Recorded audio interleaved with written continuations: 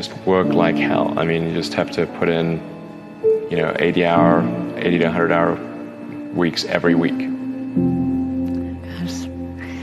And then a lot of work. All those things improve the odds of success. Okay.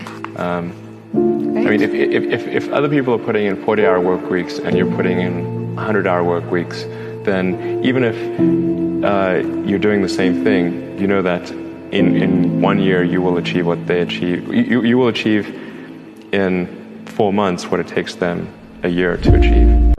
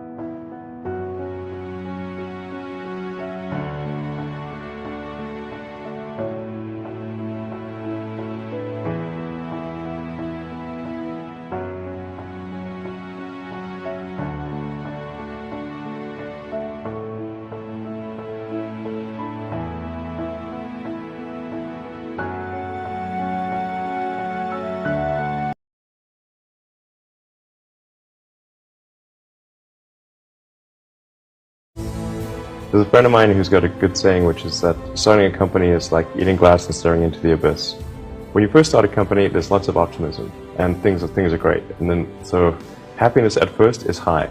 Then you encounter all sorts of issues, and happiness will steadily decline.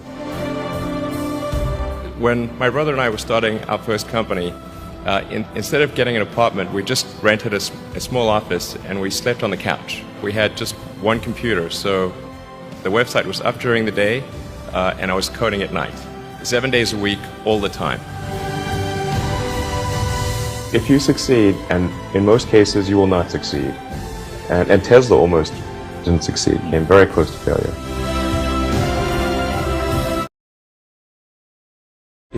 And also, if you like whatever you're doing, you think about it even when you're not working. I mean, it's something that your mind is drawn to. And if you don't like it, you just really can't make it work, I think. If you succeed, then after a long time, you will finally get back to happiness.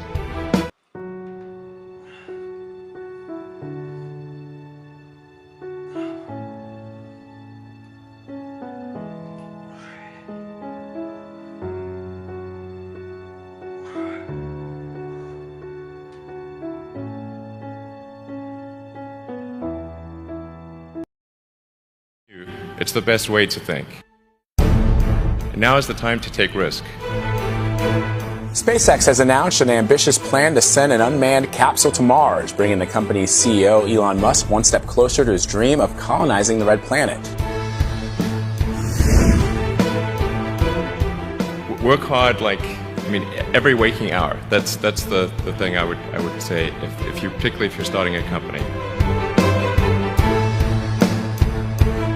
And then just work like hell. I mean, you just have to put in, 80 to 100 hour weeks every week. Other people are putting in 40-hour work weeks and you're putting in 100-hour work weeks. Then even if you're doing the same thing, you know that in 1 year you will achieve in 4 months what it takes them a year to achieve. Whatever area that you get into,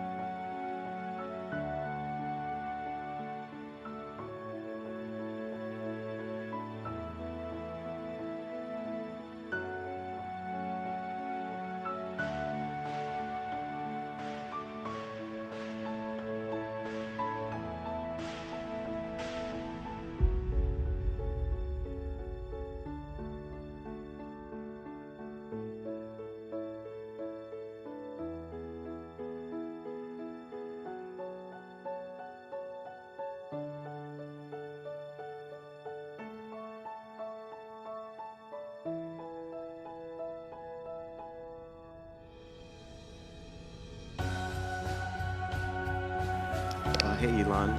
Ted Tagami with an educational company called magnitude.io. I had the good fortune of meeting you back in September, watching your 5 sons launch their own rockets, Black Rock Desert. Oh yeah, cool. Yeah. That was fun. And since then, we've actually had the great fortune of sending students' payloads up to the International Space Station. And we're now working with CASIS to extend that. We'd like 50 million students to get on the International Space Station, their experiments on the space station by 2014. Okay. So my question to you is more about the innovations in education and your thoughts. That same year that I met you and your sons, you announced Ad Astra. Oh yeah. And before the advent of Neural Lace gets fully implemented, what are your thoughts on the innovations in education today? Thank you. Well, I think there's maybe there are definitely some good schools out there, but I think some of the mistakes, at least in my opinion, that I see being made in education is that the teachers do not explain why kids are being taught a subject.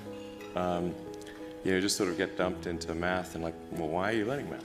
What's the point of this? It seems like for some people, like maybe it's like, I don't know why I'm being asked to do these strange problems.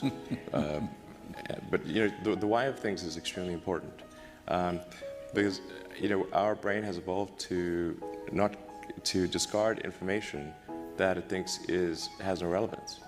So then, if on the one hand you're being asked to memorize or learn, say formulas, but you do not know why this is the case, then you have this cognitive dissonance of it seems irrelevant, but I'm being told to remember it, so I'll be punished.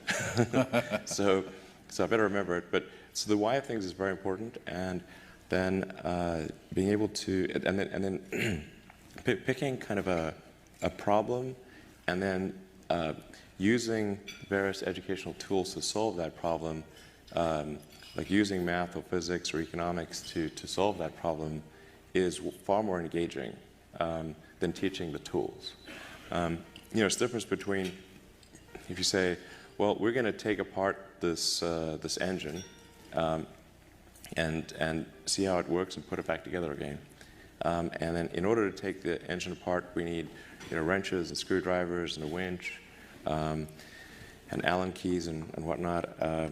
And then in the course of solving the problem of taking the engine apart and putting it back together, you learn about wrenches and screwdrivers and all the tools.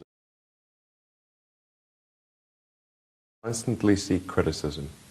Yeah.